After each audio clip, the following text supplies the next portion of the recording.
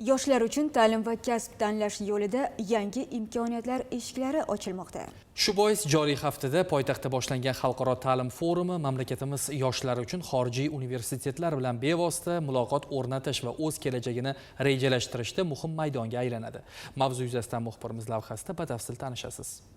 Bir hafta davom etadigan mazkur tadbir Yoshlar ishlari agentligi, Maktabgacha va Maktab ta'lim vazirligi hamda boshqa xalqaro tashkilotlar hamkorligida amalga oshirilmoqda.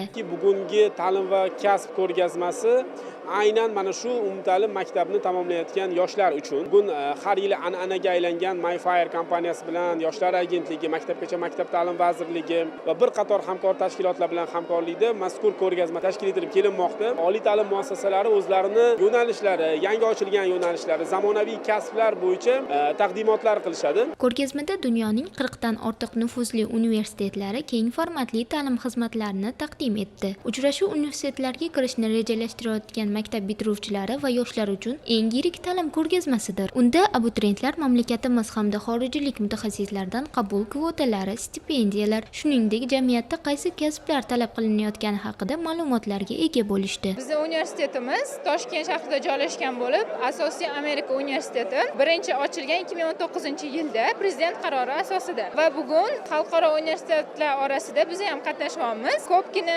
abituriyentlar qiziqishyapti. Ta'kidlash joizki, ushbu tadbir Samarqand, Buxoro, Farg'ona, Andijonda ham bo'lib o'tishi rejalashtirilgan. Gulnozaxon Baxtiyor va Sirojiddin Husanov, Yoshlar.